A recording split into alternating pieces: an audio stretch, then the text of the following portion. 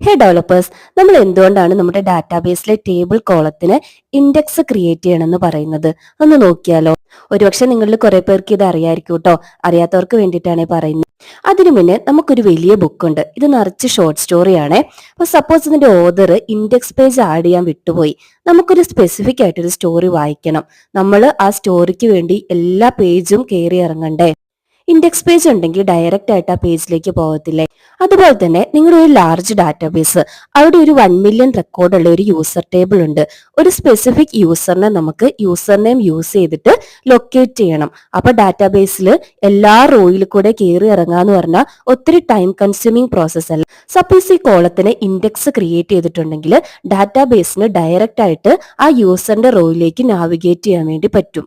So significant ആയിട്ട് നമ്മുടെ കോഡിന്റെ പെർഫോമൻസ് ഇംപ്രൂവ് ചെയ്യും.